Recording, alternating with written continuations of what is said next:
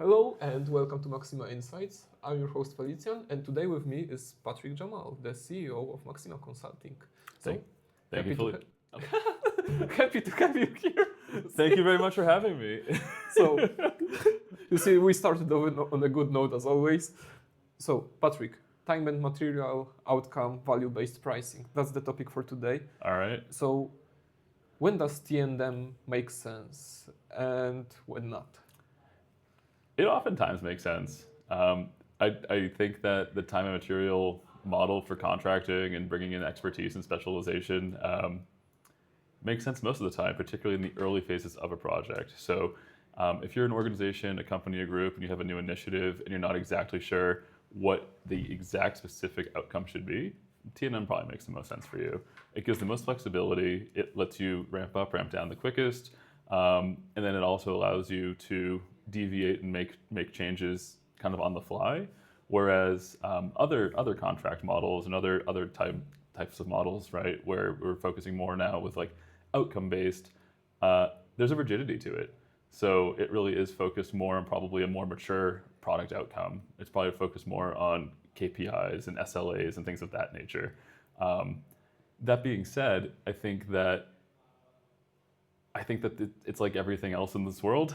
It's not black or white. It's not this or that. It does also depend. So I'll give you an example. When it comes to the past couple of years trends with AI and AI coming into the workforce, into everyone's life, whether we like it or not, the ultimate premise of AI is more efficiency, right? And I think in order to unlock that efficiency, companies and people really do need to think about everything differently, unfortunately. And I feel kind of strange saying this because I feel like I'm parroting what everyone else is saying. But if you do take a step back and look at it from 10,000 feet, I think it's true. I really do think it's true. And I think we're seeing that in our customer base as well. So for example, AI agents, LLMs, all of these things that everyone's talking about 24/7, 365. In fact, they may not even be talking about it. It could be AI just talking about AI. We will never know. But at the end of the day, this is a shift that's happening. This is happening right now. I think that the pace of change is happening in ways that people are not expecting. So as we probably kind of predicted probably 3 or 4 years ago when this trend first emerged, all the big areas that everyone was saying is going to be rapidly changed did not rapidly change. And then like all these like corner cases are slowly starting to change. And that slowness is accelerating, and now it's just how things are starting to get done. So that makes sense.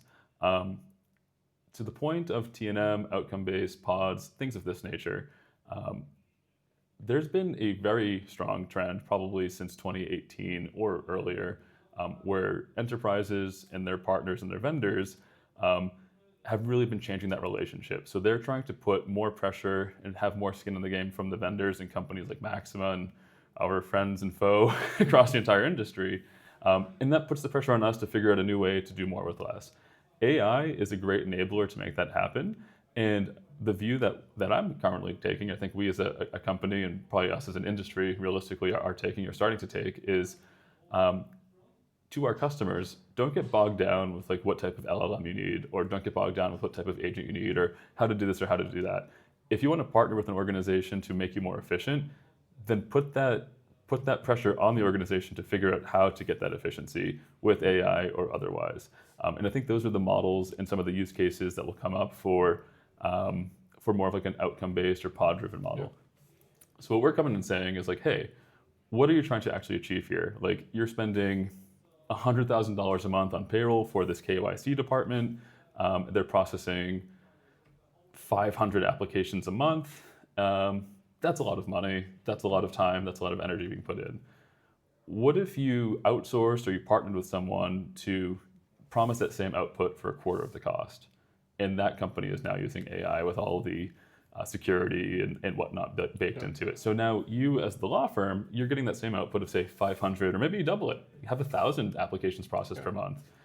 You can decrease your headcount, and then you can also decrease your cost because that's going to be augmented by like an AI-enabled team from a partner. And that partner will still be working with your company, so you don't have to worry about like LLMs. You don't need to be worrying about... Yeah, the partner is handling everything in they the handle background. Everything. But you just pay for the result, and right. you actually have a line on the sheet every month that doesn't change. So Exactly. it doesn't come for a raise. It doesn't come with problems. If there is a problem, it's on the vendor to fix it. Right. And you just Right. have a clear cost, result, nothing interests you. So Exactly. And then that can be slice or dice too. So you might say, hey, I love my team. I just want them to be more efficient at what they're doing. So then there's ways of like working with that, right? Like this doesn't necessarily need to be like some like massive job killer. In case I don't think it will be in a lot of cases. Some cases it will be, certainly. Let's not beat around the bush, right? That actually, so it's exciting a lot of people, but not in every instance.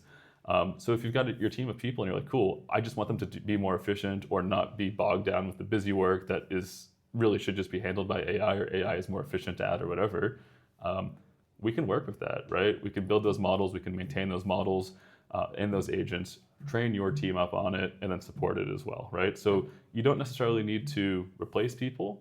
It's an option. You can upskill people to maybe do more, great option, or do a hybrid of it, right? Where maybe you do turn down some of these, say, like higher cost or different regions or departments in some area, augment some of that work with the AI, and then have that partner coming through with maybe a human interface or a technology dashboard plus human interface. So you don't really need to change your business processes so much, but you get all the benefits of the AI and the automations that come with it. So those are like examples and use cases, like ways that I like to think about a shift from T&M, where it's not like, okay, hey, we're going to go and give you 10 people and each one's going to be $100 an hour. So you do the math and that's the bill. It's like, okay, cool, but I could just go higher than myself now. Like things have changed since COVID. And what would you say was the hardest thing to price when it comes to value-based pricing? Because everyone has different expectations. Yeah, it depends on the project, honestly. And I hate to say that it depends, but that's just simply the truth. And that's my truth, at least. Why? I mean, there is a technology component. That cost is going up. It is going down, and it is going up at the same time. So you have to kind of factor in what that is. Then there is also like the learning and development and maintenance component from the technology side. But then there's also understanding what success means for that customer. So that customer, right, might really have like one idea that may not be totally rooted in reality. That becomes a challenge in trying to figure out like how to price that out. Another customer could be completely rooted in reality, but not have the budget for it. It just mixes and matches, right? And I think, and it depends on like the type of work too, unfortunately. So when it comes to like say cloud infrastructure, managed services, things of that nature, an area that we're very, very strong in, we have been reviewing and changing and revising our pricing to really go and match the technology trends. What do I mean by that? So historically, bigger is better, and bigger is more complex, and complexity means more man hours and yada, yada, yada. But with the automations that have been coming out now, a well-architected and engineered and orchestrated environment could be huge, but actually not require much manpower to manage. So the customer should not be penalized for having a large environment due to their success, and then need to pay an arm and a leg for someone to go and manage and support that, when the reality is 99% of the time there's probably no issues, and that partner is able to do it very efficiently. And then you'll have like other environments which may look very simple or small initially, and then you dig into it and you realize, wait a minute, this is a complete mess. This is taking up all of our time. This is using all of our resources. You fix this, that one breaks. So it's challenging up front, I think, to really know what you're working with, really know what that customer is looking for, and then figure out like what works for both parties. Because at the end of the day, like it does need to work for both parties, and it can in most cases. But yeah, it's a combination of things. It's expectation setting with these new trends coming in, with everyone again talking about AI and these new types of like cooperation models. There's a high level of education that goes into educating the customer on what is possible or what makes sense and what doesn't make sense. And ultimately, I think it does come down to having a larger toolbox and knowing what tool is the right tool for the job. Yeah. And also maybe not using all of the tools. Yes. You might have a huge tool stack, but actually sometimes the hammer can fix most of the problems. And at the same time, you don't need to have a senior architect who's actually sitting in your team and trying to figure everything out, Mhm. because you can have a partner that's, has that experience, has also cross-industry experience, and has seen it over and over again. So whenever a problem comes up, the partner can just come in, fix it quickly, and get out. So you don't have to, you don't have to worry about that and the implications of using the wrong tool. Absolutely, absolutely. I mean, I think there's a huge value in that. And there's a huge value in, it's like a taxi driver, really, right? Yeah. Like, yeah, you could just drive around town. That's a terrible example, but like they know the streets inside and out, and they've driven them in every single weather condition, right, day and night, with every type of customer. So they know how to handle it, right? And if you're just like new behind the wheel, it's going to take you time to get comfortable with the car. It's going to take you time to get comfortable with this road or know how to dodge the potholes. And you might hurt your car, break your car by not knowing that there's a bump around the corner here and hitting something. Yeah. So there's like with Yeah. Uber, Bolt, and Yeah. navigation apps we have today. It's not as difficult as it was, but I get your reference. Yeah, but actually that is actually also the point too, because with everyone having a GPS on their phone and Uber and Bolt and all Lyft and everything out there, you can tell someone who's from a city because they know where they're going. Like it's not that they're trying to like get around the map or whatever. They just know what they're doing. You can just tell, right? Like they will ask you this side or that side, and then someone else you just can tell they have no idea where they're going and they're just driving differently. You can just tell. Yeah. So the technology is there to make it accessible for everyone. Doesn't mean everyone's good at it. Yeah, that's true. Yeah. And so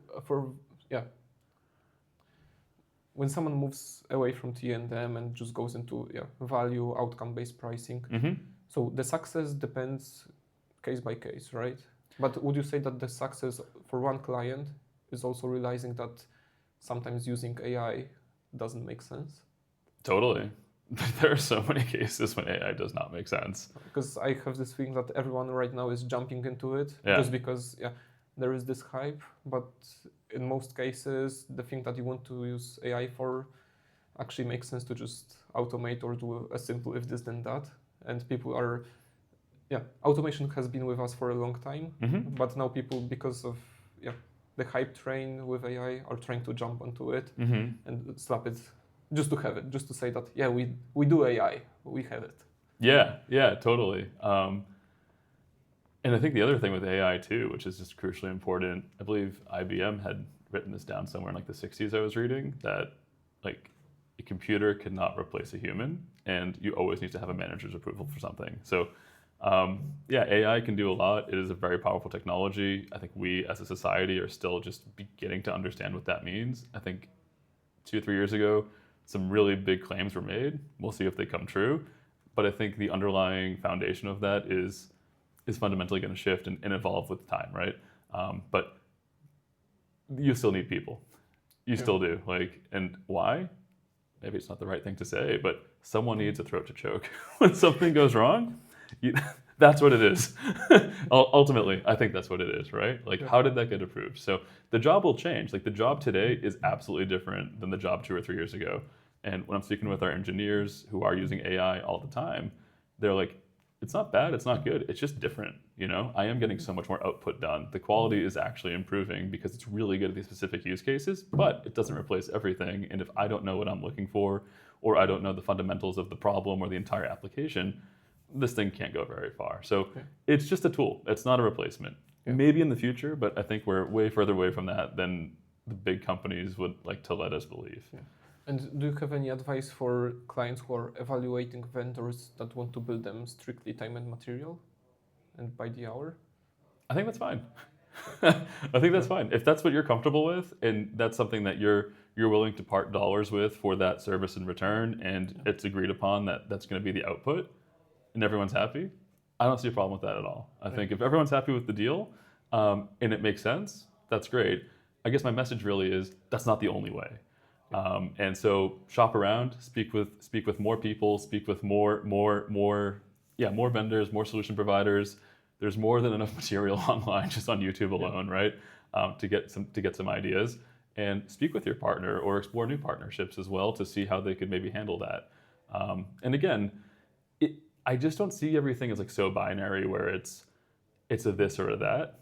I think you could start off with a T&M project, kind of say, okay, cool, we kind of hit this like milestone 1. Now we know the direction, and we're going to be going from here on out, right? Yeah. And now maybe a portion of that, maybe it's the bug fixing could become something that's more of like a outcome-based part of that application, where the development is still maybe on a T&M type model or something similar. So I think flexibility has to be there, Yeah, you know? like I think it comes back to ask yourself a few questions Yeah, before your next engagement, right, because maybe there is a better solution on the market to fix your problem right, and get you what you want. right. Because I think that with software development companies strictly, it was just we do T&M because it was always done that and it will make sense. But And it's simple, and it's simple. And it's simple, but in the end we have to first think about the clients and see what makes sense for them. Because if someone pays 100,000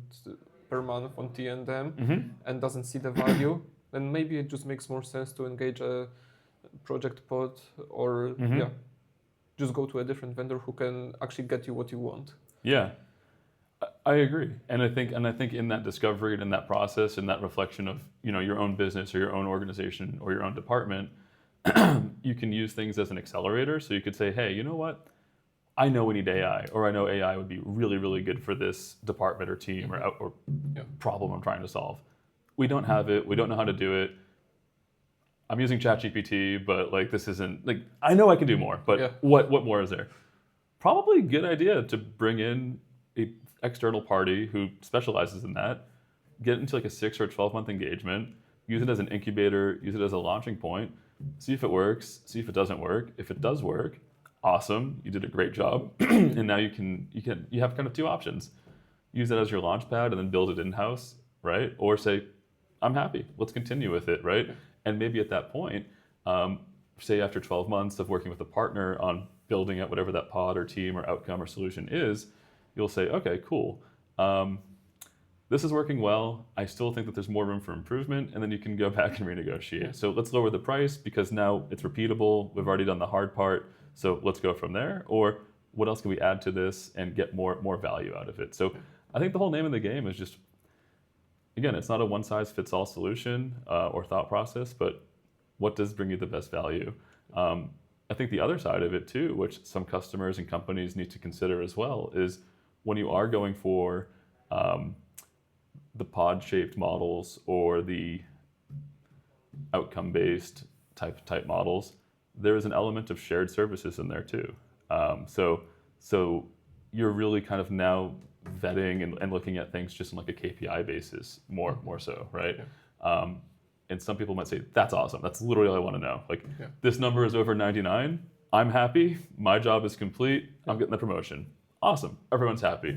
But there might be other people who say, well, that's great, but I still need to have a little bit more skin in the game, right? I want to still have that person.